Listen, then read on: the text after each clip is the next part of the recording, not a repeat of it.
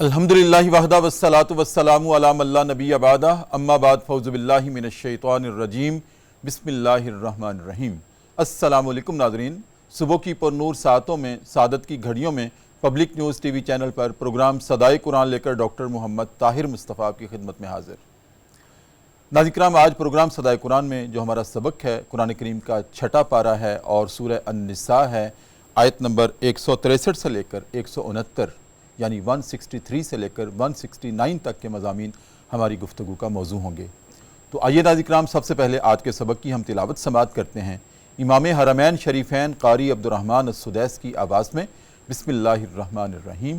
اے ہمارے حبیب، ہم نے آپ کی طرف اسی طرح وحی بھیجی جس طرح نوح اور اس کے بعد کے پیغمبروں کی طرف بھیجی تھی۔ ہم نے ابراہیم، اسماعیل، اسحاق، یعقوب اور اولاد یعقوب، عیسیٰ، ایوب، یونس، ہارون اور سلیمان کی طرف بھی وحی بھیجی تھی۔ ہم نے داؤد کو زبور عطا کی تھی۔ ہم نے ان رسولوں پر بھی وحی نازل کی جن کا ذکر ہم اس سے پہلے آپ سے کر چکے ہیں، اور ان رسولوں پر بھی جن کا ذکر ہم نے آپ سے نہیں کیا۔ ہم نے موسیٰ سے اسی طرح گفتگو کی جس طرح گفتگو کی جاتی ہے۔ یہ سارے رسول خوشخبری دینے والے اور اللہ کے عذاب سے ڈرانے والے بنا کر بھیجے گئے، تاکہ ان کو مبعوث کر دینے کے بعد لوگوں کے پاس اللہ کے مقابلے میں کوئی حجت باقی نہ رہے۔ اور اللہ بہرحال غالب رہنے والا اور حکیم ہے اور دانا ہے۔ لوگ نہیں مانتے تو نہ مانیں، مگر اللہ گواہی دیتا ہے کہ جو کچھ اس نے آپ پر نازل کیا ہے اپنے علم سے نازل کیا ہے، اور اس پر ملائکہ بھی گواہ ہیں، اگرچہ اللہ کا گواہ ہونا ہی کافی ہے۔ جو لوگ اس کو ماننے سے انکار کرتے ہیں اور دوسروں کو اللہ کے راستے سے روکتے ہیں، وہ یقیناً گمراہی میں حق کے راستے سے نکل کر بہت دور جا گرے ہیں۔ اس طرح جن لوگوں نے کفر و بغاوت کا طریقہ اختیار کیا اور ظلم و ستم پر اتر آئے،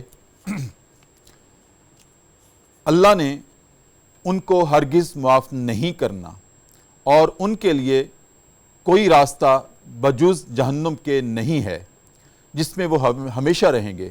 اللہ کے لیے یہ کوئی مشکل کام نہیں ہے۔ ناظرین کرام، یہ ہمارا آج کا سبق ہے پروگرام صدائے قرآن میں۔ ناظرین کرام، آغاز میں جس بات کی طرف ہماری توجہ دلائی گئی ہے آج کے سبق میں وہ یہ ہے کہ ختم المرسلین صلی اللہ علیہ وآلہ وسلم، فدا کا امی و ابی، ہمارے ماں باپ آپ پہ قربان ہوں، آپ پر جو سلسلہ وحی وارد کیا گیا تھا، جس کا آغاز کیا گیا تھا، بتلانا یہ مقصود ہے کہ یہ کوئی نئی بات نہیں تھی، یہ وہی تھی جس کا آغاز حضرت نوح علیہ السلام سے ہوا تھا۔ پھر ناظرین کرام، اللہ رب العزت نے ساتھ اور بھی پیغمبروں کے نام گنوائے ہیں کہ جیسے ابراہیم پر ہم نے وحی نازل کی تھی، اسماعیل پر کی تھی، اسحاق پہ کی تھی، یعقوب پہ کی تھی، آل یعقوب کے پیغمبروں پر ہم نے وحی نازل کی تھی، پھر عیسیٰ پر نازل کی تھی، ایوب، یونس، ہارون اور سلیمان پر بھی ہم نے یہ وحی نازل کی تھی۔ یہ وہی سلسلہ ہے۔ نبی کریم صلی اللہ علیہ وسلم پر جو وحی آئی یہ کوئی نئی بات نہیں تھی۔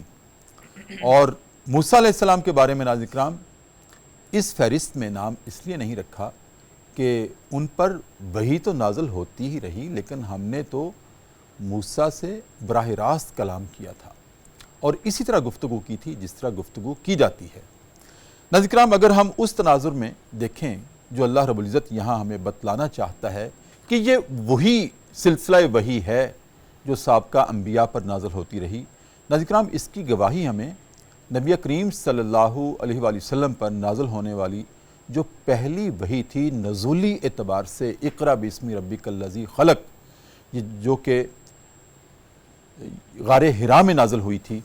ناظرین کرام، جب پہلی وحی آپ پر نازل ہوئی تھی تو آپ پر تھوڑی سی کپکپی کی کیفیت طاری ہو گئی تھی، آپ تھوڑا سا خوف زدہ ہو گئے تھے، کیونکہ زندگی میں بہرحال یہ پہلی دفعہ واقعہ رونما ہوا تھا غار حرا میں، جب سلسلہ وحی کا آغاز ہوا، حضرت جبرائیل علیہ السلام وحی لے کر آئے اور آپ کو آ کر فرمایا تھا کہ اقرا، آپ نے جواباً ارشاد فرمایا تھا ما انا بقاری انا امی، تو پھر فرشتے نے آپ کو اپنی باہوں میں لے کر بھینچا تھا، دبایا تھا، اور 3 مرتبہ دبایا آپ کو، پھر کہا اقرا، تو آپ کی زبان سے جاری ہو گیا تھا اقرا بسم ربک الذی خلق۔ لیکن اس سارے منظرنامے سے ناظرین کرام آپ تھوڑا سا کپ کپا گئے تھے، گھبرا گئے تھے، اور کپ کپاہٹ تھی، اور جب واپس گھر تشریف لائے تو ہماری ماں حضرت خدیجہ طاہرہ رضی اللہ تعالی عنہا ام المومنین،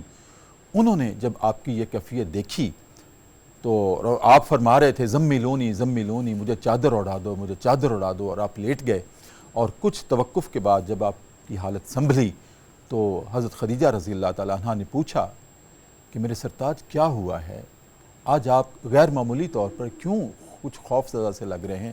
تو آپ نے سارا معاملہ بتایا کہ میرے ساتھ آج یہ ہوا ہے، ایک فرشتہ آیا تھا، اس نے آ کے کہا اقرا پڑھیے، تو میں نے بتایا میں باقاعدہ پڑھا ہوا نہیں ہوں، پھر اس نے مجھے بھینچا، اور اس کے بعد میری زبان سے جاری ہو گیا تھا اقرا بسم ربک الذی خلق۔ یہ کیا ہے؟ تو حضرت خدیجہ ناظرین کرام اپنے اقارب میں سے ایک انجیل کے بہت ماہر شخصیت کے طور پر وہاں موجود تھے، ورقہ بن نوفل، ان کے پاس لے کے گئیں، اور ان کے پاس جب لے کے گئیں اور سارا ماجرا ان کو بتایا تو انہوں نے مبارک دیتے ہوئے کہا یہ تو وہی ناموس ہے جو حضرت عیسیٰ علیہ السلام پر نازل ہوتی رہی ہے۔ تو ناظرین کرام ہمیں یہاں سے بھی یہ ثبوت ملتا ہے کہ نبی کریم صلی اللہ علیہ وآلہ وسلم پر جو وحی نازل ہوتی تھی وہ اسی طرح کی تھی جس طرح کہ سابقہ انبیاء پر نازل ہوتی تھی، اللہ کا کلام تھا۔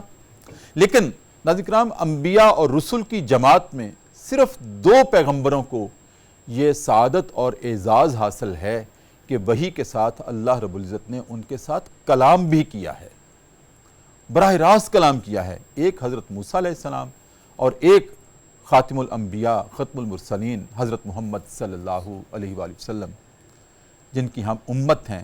ان 2 انبیاء کو اللہ رب العزت نے اپنے پاس بلا کر براہ راست ہم کلامی کا شرف نصیب کیا۔ ناظرین کرام آج کے سبق میں یہ مقدمہ ہے، اس میں ہمارے لیے سوچنے کی کیا باتیں ہیں، وحی کیا ہوتی ہے، وحی کا انداز کیا ہے، سابقہ وحی میں اور اس وحی میں کیا امتیاز تھا جو ہمارے نبی کریم صلی اللہ علیہ وسلم پر نازل ہوئی، پھر اللہ جو حضرت موسیٰ سے ہم کلام ہوا، جو خاتم النبیین سے ہم کلام ہوا، اس ہم کلامی کی نوعیت کیا تھی، یہ سارا آج کے پروگرام کا گفتگو کا موضوع ہے ناظرین کرام۔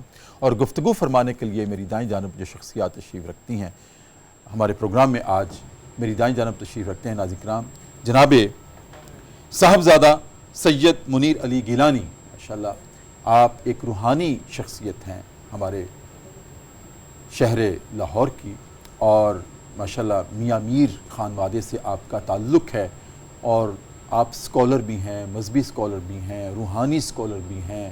آپ لوگوں کے لیے، اپنے متعلقین کے لیے، اپنے مریدین کے لیے باقاعدہ طور پر آپ اصلاح کا، تربیت کا فریضہ سر انجام دیتے ہیں، طہارت کا اور تزکیہ نفس کا آپ کام کرتے ہیں۔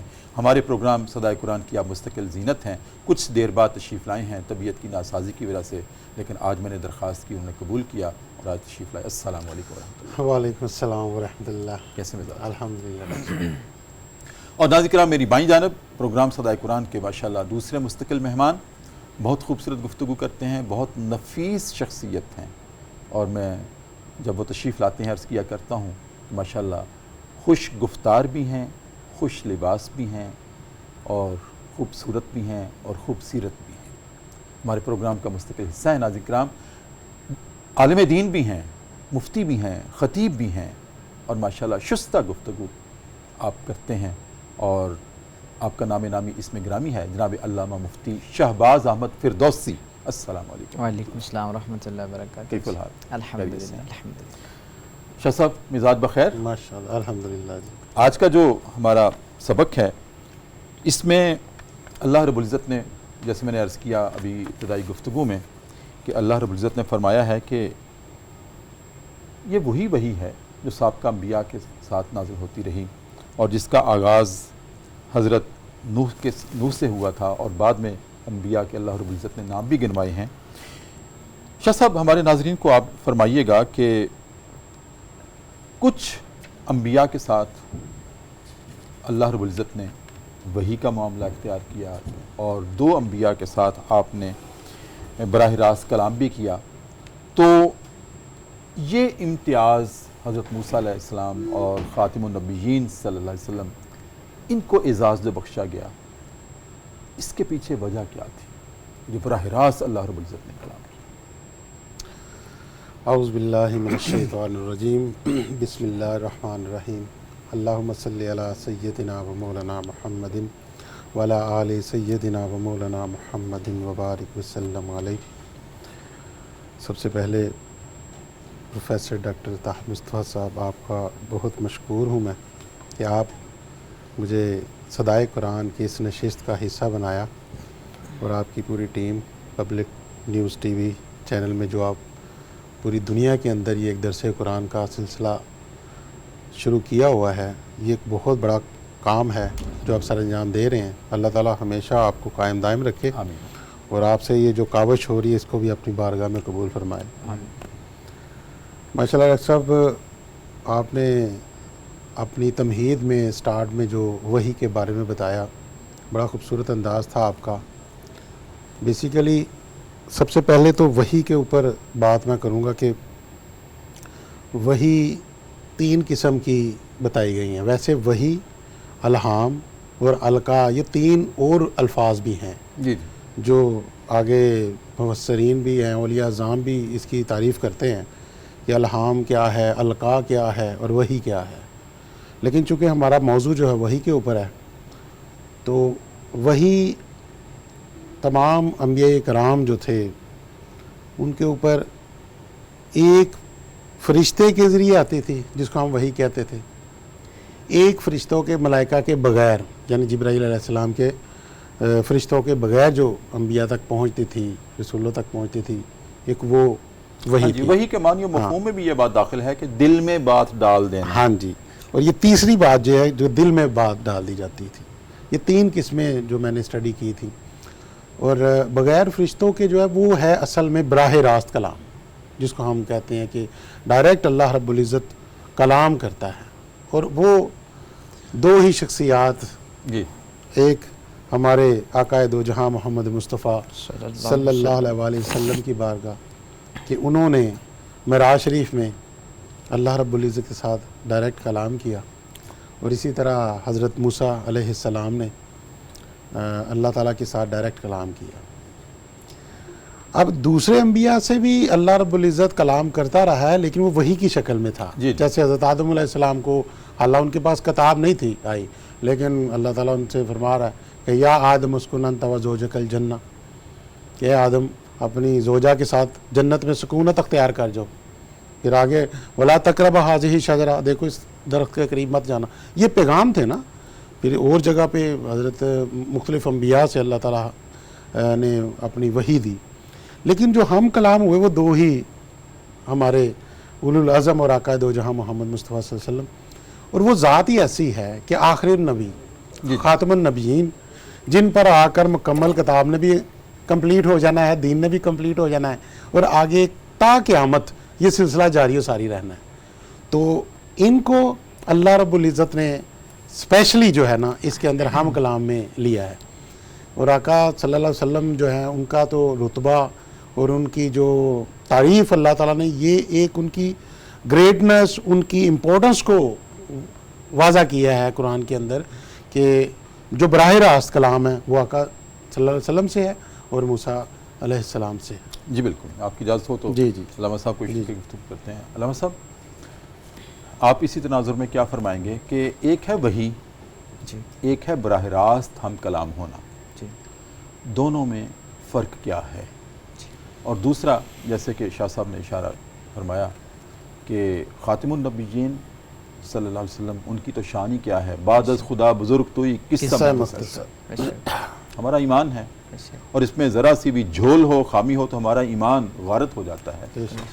تو بعد از خدا بزرگ توئی قصہ مختصر، اور ہمارے نبی کریم صلی اللہ علیہ وسلم کو جو ہم کلامی سے نوازا گیا ہے. صرف ہم کلامی سے نوازا نہیں گیا, موسیٰ کو بھی نوازا گیا ہے, لیکن ان کو کوہ طور پر بلا کے, اور ہمارے نبی کریم کو معراج کروا کے, بلندیاں عطا کر کے, اور بلندیوں کی بھی انتہا سدرۃ المنتہا, وہاں پر اللہ نے وہ شرف بخشا, یہ بھی ظاہر کرنے کے لیے کہ یہ جو میرا نبی ہے ورفعنا لک ذکرک, اے نبی ہم نے آپ کا صرف ذکر ہی بلند نہیں کیا بلکہ آپ کو بھی ہم نے جسمانی طور پر بلندی عطا کی ہے, روحانی طور پر بلندی عطا کی ہے, اور اس مقام تک بلندی عطا کی ہے جہاں تک جبرائیل بھی نہیں جا سکے. یہ تو آپ کی شان ہے. لیکن میں اپنے ناظرین کی رہنمائی کے لیے جو آج کے سبق کا موضوع ہے کہ وحی اور براہ راست ہم کلامی, کیا ان دونوں میں کوئی امتیاز ہے, فرق ہے, یا ایک ہی چیز ہے؟ بسم اللہ الرحمن الرحیم. الحمدللہ منشی الخلق من عدمی ثم الصلاة علی المختار فی القدمی مولا صلی وسلم دائما ابدا علی حبیبک خیر الخلق کلہم. ڈاکٹر صاحب, سب سے پہلے میں آپ کا اور آپ کی پوری ٹیم کا شکریہ ادا کرتا ہوں. آپ نے محبت فرمائی اور ہمیں صدائے قرآن public news T V channel کے پروگرام پہ ہمیں قرآن پاک کی صدا بلند کرنے کا موقع عطا کیا. اللہ تعالیٰ یہ پروگرام آپ کے لیے, آپ کے تمام ساتھیوں کے لیے, ناظرین و سامعین کے لیے دنیا اور آخرت میں کامیابی کا ذریعہ بنائے. آپ نے جو وحی اور براہ راست کلام کے متعلق فرق آپ نے یہ جو سوال فرمایا, وحی کیا ہے, سب سے پہلے اس کو سمجھنا ہوگا کہ وحی کیا ہوتی ہے اور براہ راست کا مطلب کیا ہے. وحی کا لغوی معنی ہوتا ہے اشارہ کرنا, وحی کا لغوی معنی ہوتا ہے پیغام بھیجنا, دل میں کسی بات کا القاء کرنا, اس کو وحی کہا جاتا ہے. ام المؤمنین حضرت سیدہ عائشہ صدیقہ رضی اللہ تعالی عنہا آپ ارشاد فرماتی ہیں, کہتی ہیں کہ جو اللہ تعالیٰ نے مصطفیٰ جان رحمت سے وحی کا آغاز فرمایا وہ کچھ یوں ہوتا تھا کہ سرکار کو صالح خواب آیا کرتے تھے اور سچے خواب ہوتے تھے, اور وہ جب سرکار رات کو دیکھتے دن کو ویسے ہی اس کی تعبیر نظر آ جاتی, پورے ہو جاتے تھے. ایک تو یہ وحی ہے, خواب کے اندر کسی چیز کا بیان کر دینا, کچھ دکھا دینا, اور دوسرا ہے انبیاء کے لیے. اور دوسری چیز ہے اللہ تعالیٰ فرشتوں کے ذریعے کلام کرتا ہے. اللہ تعالیٰ نے ایک اور مقام پہ ارشاد فرمایا وَمَا كَانَ لِبَشَرٍ أَن يُكَلِّمَهُ اللَّهُ إِلَّا وَحْيًا أَوْ مِن وَرَاءِ حِجَابٍ أَوْ يُرْسِلَ رَسُولًا. اللہ کسی بشر سے کلام نہیں کرتا سوائے تین طریقوں کے, یا بذریعہ وحی کرتا ہے اللہ تعالیٰ, یا پس پردہ کلام کرتا ہے, یا اللہ تعالیٰ فرشتوں کو بھیجتا ہے. تو یہ اللہ تعالیٰ کے ہم کلام ہونے کے ذرائع ہیں. وہی یہ ابتدائی جو طریقہ تھا ام المؤمنین نے بیان کیا کہ اچھے خواب آیا کرتے, رویا صادقہ. اور جو دوسری چیز ہے وہ اللہ تبارک و تعالی فرشتوں کے ذریعے سرکار سے ہم کلام ہوتا, اور جبریل امین جب, اور یہ جبریل امین انہی کا کام تھا کہ یہ اللہ کا پیغام اللہ کے رسولوں تک پہنچایا کرتے تھے. تو حضرت جبریل امین یہ کبھی کسی سرکار کے صحابی کی شکل میں حضور کے پاس آتے, اور اکثر حضرت دہیہ کلبی کی شکل و صورت میں آتے سرکار کی خدمت میں. اور کبھی ایسا ہوتا, اور وہ روایت ہے مشکات شریف کی جس کو حدیث جبرائیل کہا جاتا ہے, اس میں حضرت سیدنا فاروق اعظم رضی اللہ تعالیٰ عنہ فرماتے ہیں کہ ہم نے دیکھا کہ سرکار تشریف فرما ہیں اور ایک شخص آیا, اور وہ لگتا تھا کہ کہیں دور سے آیا ہے, لیکن اس پر سفر اور تھکاوٹ کے کوئی آثار بھی نہیں تھے. تو ہم نے اس کو دیکھا لیکن ہم میں سے کوئی اس کو پہچانتا نہیں تھا. اس نے پوچھا ایمان کیا ہے, سرکار نے بتایا. اس نے پوچھا اسلام کیا ہے, احسان کیا ہے, یہ ساری باتیں اس نے پوچھیں. جب وہ چلا گیا تو سرکار نے پوچھا کہ عمر جانتے ہو یہ کون ہے؟ تو میں نے عرض کیا یا رسول اللہ, اللہ اور اللہ کا رسول زیادہ جانتا ہے. تو سرکار نے فرمایا کہ یہ جبریل امین تھے, یہ تمہیں تمہارا دین سکھانے آئے تھے. تو یہ کسی صحابی کی شکل میں یعنی انسانی شکل میں جبریل امین آیا کرتے تھے. اور اس سے آگے جبریل امین اپنی اصلی شکل و صورت میں بھی سرکار کی خدمت میں حاضر ہوا کرتے تھے. اور 2 مرتبہ یہ معاملہ ہوا. ایک مرتبہ سرکار نے خود فرمائشی طور پہ سرکار نے فرمایا, اس کو مولانا روم نے اپنی مثنوی شریف میں نقل فرمایا. سرکار نے فرمایا کہ جبریل اپنا حسن تو دکھاؤ. تو انہوں نے اپنے 600 نورانی پر وہ ان کے سامنے بکھیر دیے, اور پھر انہوں نے عرض کیا یا رسول اللہ آپ اپنا حسن دکھائیے. تو سرکار نے فرمایا کہ جبریل تو نہیں دیکھ سکتا. اور مولانا روم فرماتے ہیں احمد اربا کو شاید پر جلیل تا ابد بے ہوش مان جبرائیل. اگر سرکار اپنا ایک حجاب رخ انور سے ہٹا دیتے قیامت تک جبریل امین بے ہوش پڑے رہتے. ایک وہ واقعہ تھا. اور دوسرا معراج کی رات سرکار نے حضرت جبریل امین کو اس کی اصلی شکل و صورت میں دیکھا. تو یہ وحی کے ذرائع تھے, اللہ تعالیٰ ہم کلام ہوتا تھا. جی جی. اور جو براہ راست ہم کلام ہونا ہے وہ یہ ہے, اس کی آگے دو صورتیں ہیں.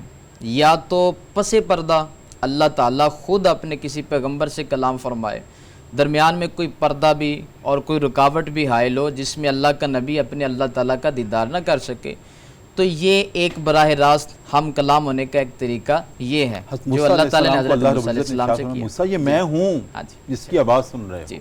اور اسی کے بارے میں فرمایا وَكَلَّمَ اللَّهُ مُوسَىٰ تَكْلِيمًا, کہ اللہ نے حضرت موسیٰ علیہ السلام سے براہ راست کلام کیا, اور ایسے کلام کیا جیسے کلام کرنے کا حق ہے.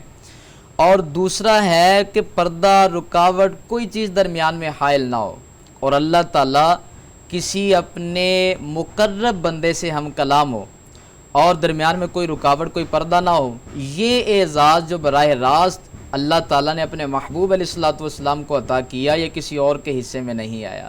تو یہ اللہ تعالیٰ کا مصطفیٰ جان رحمت کے ساتھ ہم کلام ہونا تھا براہ راست, اور یہ معراج کی رات ہوا جب فقان قاب قوسین, درمیان میں وہ سارے پردے ہٹ گئے اور یہ فاصلہ رہ گیا, ایک بالشت کا فاصلہ رہ گیا. اور وہی اور براہ راست کلام کرنے میں فرق یہی ہے کہ اللہ تبارک و تعالیٰ فرشتوں کے ذریعے جو کلام کرے, دل میں جو بات کا القاء کرے وہ وہی ہے, اور جو اللہ تعالیٰ پردے کے ساتھ ڈائریکٹ کلام کرے یا بغیر پردے کے کلام کرے وہ براہ راست کلام. جی بالکل ٹھیک ہے. آپ کی اجازت سے ایک وقفہ ہے شاہ صاحب. ناظرین کرام, وحی کیا ہے اور اس کے اسالیب کیا ہیں, براہ راست ہم کلام ہونا اللہ رب العزت کا یہ کیا ہے, اس پہ گفتگو ہماری ہو رہی ہے. وقفہ ہے پروگرام صدائے قرآن میں, اور وقفے میں ہم جایا کرتے ہیں دربار رسالت میں اور اپنے نبی کریم صلی اللہ علیہ وآلہ وسلم کی ذات اقدس پر والہانہ انداز میں درود کریم کا نذرانہ پیش کرتے ہیں اور واپس آتے ہیں.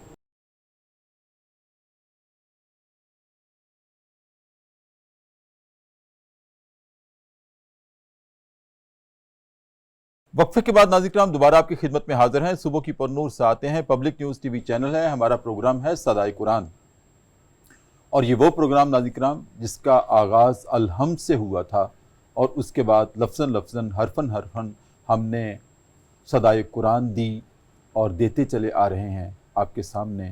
اور اب ہم پہنچے ہیں قرآن کریم کا 6واں پارہ ہے اور سورہ النساء ہے, آیت نمبر 163 سے لے کر 169 تک کے مضامین ناظرین کرام آج ہماری گفتگو کا موضوع ہیں. اور اس سفر میں ہم نے قرآن کریم کا ایک لفظ بھی نہیں چھوڑا, مس نہیں کیا, ہر لفظ سے ہر حرف سے جو صدائے قرآن تھی وہ آپ کے سامنے رکھی.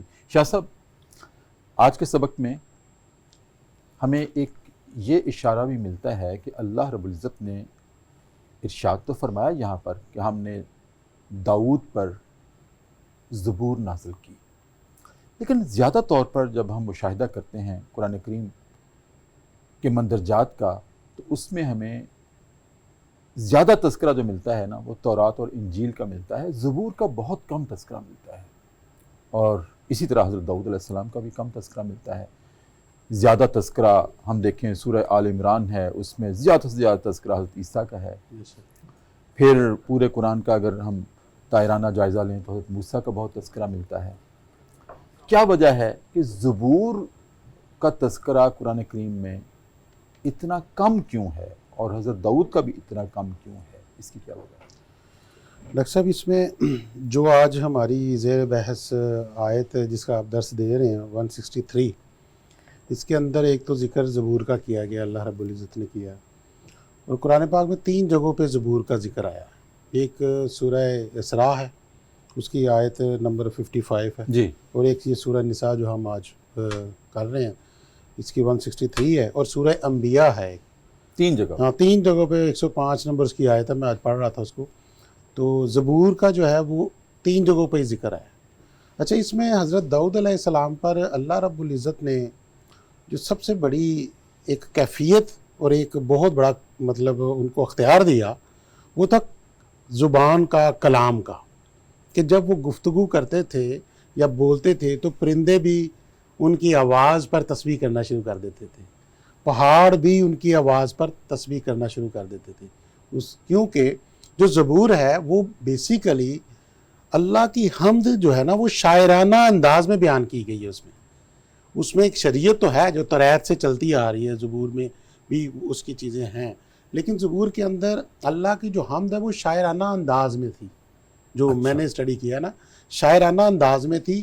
اور اس لحاظ سے جب حضرت داؤد علیہ السلام جب پڑھتے تھے یا کوئی گفتگو کرتے تھے تو پرندے اکٹھے ہونا شروع ہو جاتے تھے.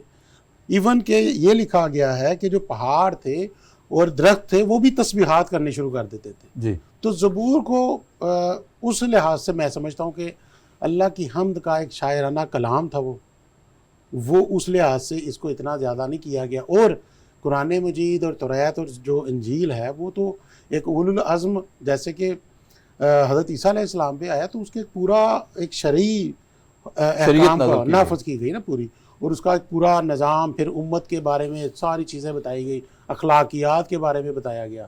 لیکن زبور میں وہ چیزیں اتنی وہ نہیں تھیں. میں یہ سمجھتا ہوں کہ اس وجہ سے اس کو علامہ صاحب آپ کیا فرمائیں گے اس تناظر میں؟ دیکھیے جو شاہ صاحب نے جواب عطا فرمایا بہت پیارا جواب دیا انہوں نے. حضرت داؤد علیہ السلام ان کو اللہ تعالیٰ نے خوبصورت آواز کے ساتھ نوازا تھا، لیکن یاد رکھیں حضرت داؤد علیہ السلام کا جو زمانہ ہے وہ 1000 قبل مسیح بتایا جاتا ہے. یعنی آج سے 3000 سال پہلے حضرت داؤد علیہ السلام کو اللہ تعالیٰ نے زبور شریف عطا فرمائی. لیکن زبور شریف یہ کیا تھی؟ یہ اللہ تعالیٰ کی حمد کے ترانوں پر مشتمل تھی. یہ کوئی مستقل آئین یا مستقل شریعت نہیں تھی. اللہ تعالیٰ کی حمد کے ترانے تھے اس میں جو حضرت داؤد علیہ السلام وہ پڑھا کرتے تھے. اور شریعت جو نافذ تھی جس پہ عمل کیا جاتا تھا وہ تورات ہی تھی، وہ حضرت موسیٰ علیہ السلام کی ہی شریعت تھی. ٹھیک ہے. اسی پہ عمل کیا جاتا تھا. اس وجہ سے جو زبور شریف ہے اس کا تذکرہ کم ملتا ہے، اور یہی وجہ ہے کہ تورات کے ماننے والے ہیں ان کو یہودی کہا جاتا ہے، انجیل کے ماننے والے انہیں عیسائی کہا جاتا ہے. لیکن اکثر جو اللہ تعالیٰ کی کتاب کے ماننے والے ہیں وہ اہل کتاب ہی ہیں، ان کو اہل کتاب کے ہی لقب سے ایک نوازا گیا، وہ اہل کتاب ہی ہیں. صحیح. تو جو زبور شریف ہے یہ الگ اور مستقل شریعت اور آئین اس میں نہیں تھے، اس میں احکامات نہیں تھے، اس میں نماز روزہ جیسے مسائل ہیں یہ نہیں تھی یہ ساری چیزیں. اس وجہ سے زبور کا تذکرہ کم ملتا ہے، اور بقیہ جو کتابیں ہیں تورات ہے ان کا تذکرہ زیادہ ملتا ہے. وجہ یہی ہے. صحیح. اچھا علامہ صاحب ایک اور بات ہے جو آج کے سبق میں نمایاں ہے. اللہ رب العزت نے ارشاد فرمایا کہ جو ہم نے اپنے حبیب کریم صلی اللہ علیہ وسلم پر وحی بھیجی ہے یہ اسی طرح کی وحی ہے جو کہ نوح پر بھیجی گئی، اور نوح کے بعد ابراہیم پر، اسماعیل پر، یعقوب پر، آل یعقوب پر، عیسیٰ پر، پھر یوسف پر، یونس پر، پیغمبروں کا اللہ رب العزت نے نام لیا ہے. لیکن بات شروع کی گئی ہے کہ ہم نے نوح سے آغاز کیا. کیا حضرت آدم علیہ السلام جو کہ حضرت نوح سے پہلے کے نبی ہیں اور سب سے پہلے نبی ہیں، اس کائنات کے پہلے انسان بھی ہیں اور پہلے نبی بھی ہیں، اور کلام اللہ تو یہ بھی گواہی دیتا ہے کہ وَعَلَّمَ آدَمَ الْأَسْمَاءَ كُلَّهَا، ہم نے آدم کو تمام چیزوں کے نام بتلائے. اور بتلانا ضروری بھی تھا کیونکہ وہ کائنات کے سب سے پہلے انسان تھے، اور انسان آدم اور پھر ابن آدم کی جو ضروریات زندگی تھیں، یہ اللہ کا اصول ہے کہ انسان کو بعد میں پیدا کیا جاتا ہے، اس کی ضروریات زندگی کا اہتمام پہلے کیا جاتا ہے. اور یہ جو فرمایا جاتا ہے کہ وَعَلَّمَ آدَمَ الْأَسْمَاءَ كُلَّهَا، کہ ہم نے آدم کو تمام چیزوں کے نام سکھائے بتلائے. آدم چونکہ آپ پہلے ہیں تو آپ کو معلوم ہونا چاہیے کہ یہ آسمان ہے، یہ ستارے ہیں، یہ درخت ہیں، یہ سمندر ہیں، یہ زمین ہے، یہ آپ کے استعمال کی یہ چیز ہے، اس کا نام یہ ہے، اس کا نام یہ ہے. تو وہ بھی تو اللہ نے کون سا براہ راست سامنے آ کر ان کو بتلائے، وہ بھی تو وحی کے ذریعے سے ہی بتائے گئے تھے. لیکن یہاں جو تذکرہ آج کے سبق میں ہے وہ یہ ہے کہ یہ وہی وحی ہے جس کا آغاز نوح سے ہوا تھا، اور پھر اس کے بعد نوح کے بعد باقی پیغمبروں پر ہوا تھا. تو حضرت آدم علیہ السلام پر جو وحی کا تذکرہ آتا ہے ہمارے کلام اللہ میں شہادت دیتا ہے، اس کو یہاں آج کے سبق میں نہیں ذکر کیا گیا. اس کی خاص حکمت ہے. بہت پیارا سوال آپ نے فرمایا. جیسے وحی کا ذکر پہلے ہو چکا، وحی کیا ہے؟ یہاں پہ اللہ تعالیٰ ارشاد فرماتا ہے کہ اے میرے حبیب، ہم نے آپ کی طرف ایسے ہی وحی کی جیسے حضرت نوح علیہ السلام اور ان کے بعد والے نبیوں کی طرف کی۔ یہاں پہ ابتدا سے جو ذکر کیا جا رہا ہے، جن کی مثال دے کے سمجھایا جا رہا ہے، وہ اولو العزم رسول ہیں اللہ تعالیٰ کے، جن کی مثال دے کر کے سمجھایا جا رہا ہے۔ یعنی یہ جو آیات ہیں ان کا شان نزول یہی ہے نا، یہودیوں نے جب سرکار سے عرض کیا کہ آپ یک بارگی ہمارے اللہ لیے بھی تعالیٰ آسمان سے آپ کلام لے کے آئیں، تو اللہ تعالیٰ نے ان رسولوں کو مثال دے کر کے کہا، فرمایا کہ یہ تمہاری کتابوں میں ان کو رسول مانتے ہو نا؟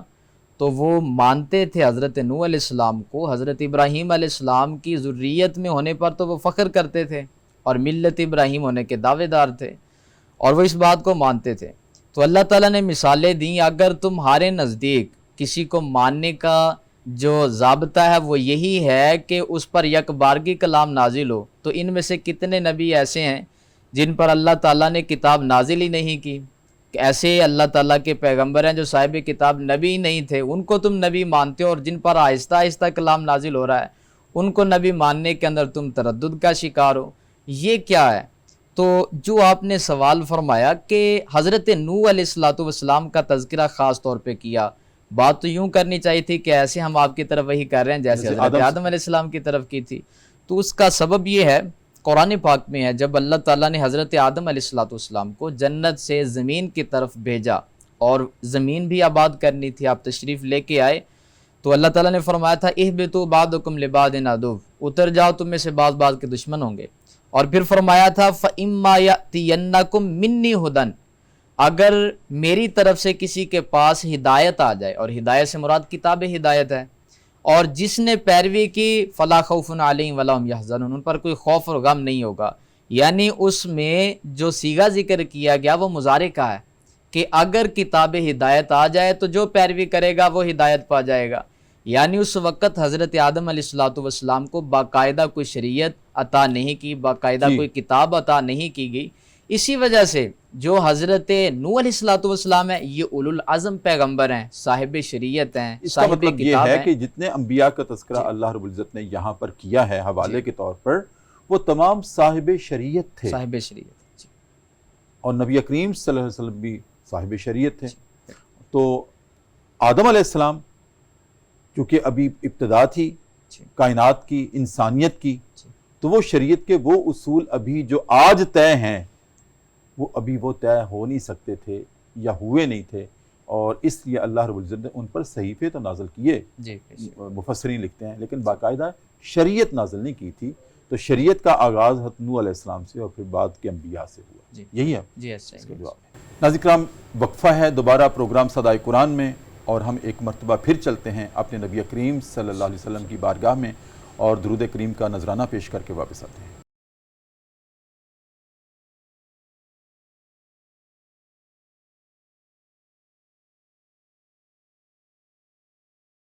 وقفے کے بعد ناظرین کرام دوبارہ آپ کی خدمت میں حاضر ہیں، صبح کی پر نور سے آتے ہیں، public news T V channel ہے، ہمارا پروگرام ہے صدائے قرآن، اور آج الحمدللہ رب العالمین ناظرین کرام ہمارا جو سبق ہے قرآن کریم کا چھٹا پارہ ہے، سورہ النساء ہے، اور آیت نمبر 163 سے لے کر 169 تک کے مضامین سورہ النساء کے ہماری گفتگو کا موضوع ہے۔ شاہ صاحب، یہ بات تو ہو گئی کہ حضرت نوح علیہ السلام سے جن انبیاء کا تذکرہ اللہ رب العزت نے نام لے کر کیا وہ صاحب شریعت تھے، اور نبی کریم صلی اللہ علیہ وسلم کی وحی بھی شریعت پر مبنی تھی، بے شک، اس لیے اللہ رب العزت نے ان کا نام گنوایا خاص طور پر حوالے کے طور پر۔ اب ایک اور سوال ذہن میں آ سکتا ہے ہمارے ناظرین کے، وہ یہ ہے کہ پچھلے انبیاء پر جو وحی نازل ہوئی ان میں شریعت کے احکام کس طرح کے تھے، اور خاتم النبیین صلی اللہ علیہ وسلم پر جو وحی نازل ہوئی جو کلام اللہ کی صورت میں ہمارے پاس موجود ہے، اب اس میں ہم دیکھتے ہیں کہ ایک مائنر سا معاملہ ہو زندگی کا۔ میں اکثر کہا کرتا ہوں گھر میں داخل کیسے ہونا ہے، اجازت لو، وہاں سے لے کر بین الاقوامی تمام جتنے بھی ایشوز ہیں اس تک ہماری رہنمائی کے چراغ روشن کیے گئے ہیں۔ تو سابقہ جو تورات تھی، زبور تھی، انجیل تھی، یا انبیاء پر نازل ہونے والے صحیفے تھے، ان کی تعلیمات، ان میں جو احکامات تھے اور کلام اللہ کے جو احکامات ہیں، کیا فرق رہا ہے، کیا امتیاز رہا ہے؟ جی ڈاکٹر صاحب بڑا اہم سوال ہے. جی اللہ رب العزت نے جب کائنات کو تخلیق کر لیا تو آدم علیہ السلام کو جب بنایا تو اس وقت آغاز تھا بنی نوع انسان کا، صحیح. اساس آدمیت تھا نا. تو وہاں پہ اللہ رب العزت نے جیسے جیسے انبیاء اپنی امتوں میں بھیجے اور ہر نبی نے اللہ کا پیغام دیا، اور اس دور کے مطابق پہلا پیغام حق کیا دیا جاتا تھا کہ اللہ کی توحید، اس کی وحدانیت بیان کی جاتی تھی، وجود باری تعالیٰ، اور وہ بتایا جاتا تھا امت کے درمیان کہ دیکھو یہ کائنات کا مالک اللہ ہے. جب انبیاء آتے تھے تو امت کے درمیان یہی تبلیغ کرتے تھے کہ یہ کائنات کا خالق وہی اللہ ہے، اسی کی عبادت کرو. دیکھو شیطان کی پیروی نہ کرنا، یعنی دو ہی چیزیں بتائی جاتی تھی کہ شیطان سے بچنا اور اللہ کوئی توحید کو مانو اور اس کو جانو. یہ سورج چاند ستارے تمہارا کوئی، یہ بت پانسے جو تم جس کی عبادات کی اصلاح کی گئی. آہستہ آہستہ چلتے اخلاقیات کا درس دیا بڑھتا گیا. بنی نوع انسان امتیں بڑھتی گئیں. کسی امت میں دو انبیاء بھی آئے اور انہوں نے اللہ کا حکم وارد کیا اپنی امت کے اوپر. اس امت میں پھر دو دھڑے بھی بنے، کچھ گمراہ ہو گئے، کچھ مان گئے، کسی نے اقرار کیا، کسی نے انکار کیا. وقت کے ساتھ ساتھ نا حکم بھی بڑھتے گئے، جیسے تدریجاً بڑھتے گئے. حضرت نوح علیہ السلام، حضرت موسیٰ علیہ السلام، ابراہیم کا دور دیکھ لیں. جیسے جیسے اولو العزم انبیاء آئے، نبی آئے، تو وہ شریعت بھی تبدیل ہوتی گئی، میچور ہوتی گئی، یعنی اس میں اور زیادہ بڑھتی گئی. تو اسی طرح چلتے جیسے اس وقت ہم کہتے ہیں کہ عورت، جیسے ابھی ڈسکس ہو رہا تھا کہ نکاح کا کوئی وہ کانسیپٹ اس طرح کا نہیں تھا، تو لیکن موجودہ جب آپ سرکاری اسی پہ پھر اخلاقیات کے اندر بڑی ایسی چیزیں تھیں. اس وقت نہ انجیل میں نہ توریت میں اس طرح کے معاملات تھے. جب آقا مجسم نبی مکرم صلی اللہ علیہ وسلم کی ذات اقدس جب ظہور پذیر ہوتی ہے، بعثت آتی ہے، اس کے بعد جب قرآن حکیم میں وحی کا سلسلہ شروع ہوتا ہے، تو وہ ایک مکمل جو ہماری زندگی کی وہ ہے، وہ ساری آنے کے قانون شروع ہو جاتا ہے. اس میں پھر طلاق کے بھی، نکاح کے بھی، ہر چیز کے قانون ہمیں مل جاتے ہیں. جی بالکل. علامہ صاحب جس کی طرف شاہ صاحب نے اشارہ کیا، ہمارے دین کی ایک خاصیت ہے، کلام اللہ کا ایک بہت نمایاں امتیاز ہے کہ اس میں جامعیت بھی ہے اور اکملیت بھی ہے، کہ وہ تمام قوانین، وہ تمام احکامات جو سابقہ کتب سماوی میں اللہ رب العزت نے نازل کیے تھے، ان کو جمع بھی کر دیا گیا، پھر ان کی تکمیل بھی کر دی گئی، اور آج سے 1400 برس پہلے کر دی گئی، کیونکہ انسانیت اس نہج پہ آ گئی تھی کہ اصول متعین کر دیے جائیں. اصول متعین کر دیے جائیں. اب قیامت تک اصول وہی رہیں گے، لیکن ان کی اپلیکیشن میں، ان کی تنفیذ میں، ان کے اطلاق میں حالات و زمانہ کے اعتبار سے فلیکسیبلٹی رہے گی. جیسے اصول طے کر دیا گیا کہ جس میں انسانی شرم و حیا کا تقاضا ہے کہ ڈھانپا ہونا چاہیے. اب وقت اور حالات کے تقاضوں کے مطابق یہاں ہم اور لباس میں ہیں، جب بیت اللہ جائیں گے احرام میں ہوں گے، جسم ڈھانپا ہی ہوگا. اصول ہے جسم ڈھانپا ہونا چاہیے.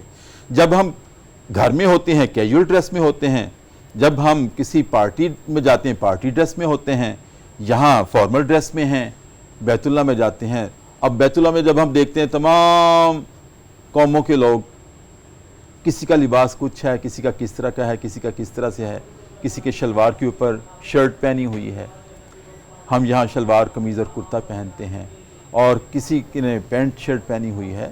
جسم ڈھانپا ہوا ہے لیکن انداز مختلف ہیں، اور یہ باقی رہیں گے. یہ ہمارے دین کا حسن ہے، ہماری آفاقی کتاب کے احکامات کا حسن ہے کہ قیامت تک اصول متعین ہو گئے، اب ان کی تنفیذ اور اطلاق میں رد و بدل ہوتا رہے گا.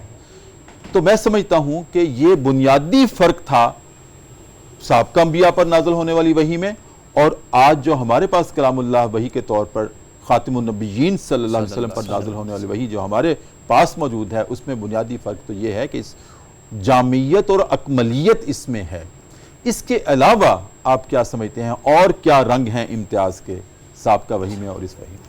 ماشاءاللہ ڈاکٹر صاحب بہت اچھا سوال، ماشاءاللہ بہت پیاری گفتگو فرمائی آپ نے. دین اسلام اس سے قبل جتنے بھی دین تھے وہ آہستہ آہستہ وہ تشریف لاتے رہے، انبیاء اپنی امتوں تک پہنچاتے رہے، اور سرکار نے فرمایا الیوم اکملت لکم دینکم، آج میں نے تمہارا دین تمہارے لیے مکمل کر دیا۔ جی تو اس دین کا اتمام اور اس کی تکمیل ہو گئی سرکار علی جا پر۔ اور اس کے علاوہ پچھلے احکامات میں اور ہماری شریعت میں بہت زیادہ فرق ہے۔ دین اسلام یہ معتدل دین ہے، افراط و تفرید کے درمیان ہے۔ حضرت موسیٰ علیہ السلام کی شریعت میں بہت زیادہ افراط تھا، اور حضرت عیسیٰ علیہ السلام کی شریعت میں بہت زیادہ تفرید تھی، بہت زیادہ ایک آسانیاں تھیں۔ حضرت موسیٰ علیہ السلام کی شریعت میں کیا تھا کہ اگر کپڑے پر نجاست لگ جائے تو کپڑا پانی کے ساتھ صاف نہیں ہو سکتا تھا، پانی کے ساتھ اس کی کوئی طہارت نہیں ہوتی، اس کو جلانا پڑتا، اس کو کاٹ دیا جاتا۔ اور ہمارے دین میں تو اتنی نرمی ہے کہ پانی نہیں ملتا تو تیمم کر لیں۔ تیمم کر لو۔ پچھلی شریعتوں میں تیمم کا کوئی تصور نہیں تھا۔ اسی طرح دیکھیے ہماری شریعت کے اندر بہت زیادہ آسانیاں ہیں۔ پچھلی جتنی بھی شریعتیں ہیں وہ اگر اللہ تعالیٰ کے حضور سجدہ کرتی، نماز پڑھتی، تو ایک ہی جگہ ہوتی جسے مسجد کہا جاتا تھا، اس کے علاوہ کسی جگہ پہ وہ نماز نہیں ادا کر سکتے۔ رب اللہ نے پوری اور زمین میرے کو کریم سجدہ آقا کرا ارشاد دیا۔ فرماتے ہیں جعلت لی الارض مسجدا وطہورا، سبحان اللہ، اللہ تعالیٰ نے میری امت کے لیے پوری روئے زمین کو مسجد بنا دیا ہے۔ سبحان اللہ۔ آپ جہاں پہ مرضی کھڑے ہو کہ آپ نماز جائے کا نماز وقت ہو کہ بچھائیں آپ اور نماز نماز بچھائیں، جائے نماز بچھائیں اور نماز ادا کریں۔ اسی طرح پچھلی شریعتوں میں قربانی کا جو تصور تھا، جیسے اللہ تبارک و تعالیٰ نے ایک جگہ پہ ارشاد فرمایا میرے حبیب وَاتْلُ عَلَيْهِمْ نَبَأَ ابْنَيْ آدَمَ بِالْحَقِّ اِذْ قَرَّبَا قُرْبَانًا فَتُقُبِّلَ مِنْ أَحَدِهِمَا، آپ ان کے سامنے حضرت آدم علیہ السلام کے دو بیٹوں کا ذکر کیجئے، حابیل اور قابیل کا، جب انہوں نے قربانی دی، اور قربانی کا طریقہ کار یہ ہوتا تھا کہ پہاڑ کے اوپر رکھ دی جاتی، بجلی آتی اور اس کو جلا دیتی، سمجھا جاتا قبول ہو گئی۔ لیکن میرے کریم آقا ارشاد فرماتے ہیں، فرمایا قربانیاں کرو، اس کو ذبح کرو، گوشت بناؤ، خود کھاؤ، رشتہ داروں کو کھلاؤ، اللہ نے تمہاری قربانی کو قبول فرما لیا۔ ہمارے لیے طریقے مختلف ہو گئے، ان کے لیے سختیاں تھیں، لیکن اللہ تعالیٰ نے مصطفیٰ جان رحمت کی امت کے لیے آسانیاں ہی آسانیاں نصیب فرمائیں۔ بالکل ٹھیک، اور میں تو یہاں اور بھی اضافہ کروں گا کہ ہماری شریعت میں یہ ہے شاہ صاحب، جیسے مفتی صاحب نے کہا نا کہ کوئی صدقہ و خیرات جب کوئی دیتا تھا تو پہاڑ پہ رکھ دیا جاتا تھا، بجلی اچک کے لے جاتی تھی، وہ سمجھا جاتا قبول ہو گئی۔ اور اب تو یہاں اس شریعت میں اگر کوئی جرم بھی کرتا ہے تو اس کا کفارہ اللہ رب العزت نے جو رکھا ہے وہ کیا ہے کہ جرم ایک کرتا ہے اور اس کے کفارے میں فائدہ 60 آدمیوں کو پہنچتا ہے کہ وہ کھانا کھلائے 60 آدمیوں کو۔ اب کوئی آگ نہیں آتی بلکہ 60 آدمیوں کا پیٹ بھرتا ہے۔ کیا حسن ہے ہمارے دین میں اللہ رب العزت نے رکھا۔ ناظرین کرام، بہت خوبصورت گفتگو کی جناب سید منیر علی گیلانی آج ہمارے مہمان تھے، جناب علامہ شہباز احمد فردوسی ہمارے مہمان تھے۔ میں بہت شکریہ ادا کرتا ہوں دونوں اپنے فاضل مہمانوں کا، اور اس کے ساتھ ہی ناظرین کرام آج کے پروگرام کا وقت اپنے اختتام کو پہنچتا ہے۔ اپنے میزبان ڈاکٹر محمد طاہر مصطفیٰ کو اجازت دیجیے، کل انشاءاللہ اگلے سبق کے ساتھ آپ کی خدمت میں حاضر ہوں گے۔ تب تک کے لیے اجازت، اپنا بہت خیال رکھیے، اللہ حافظ۔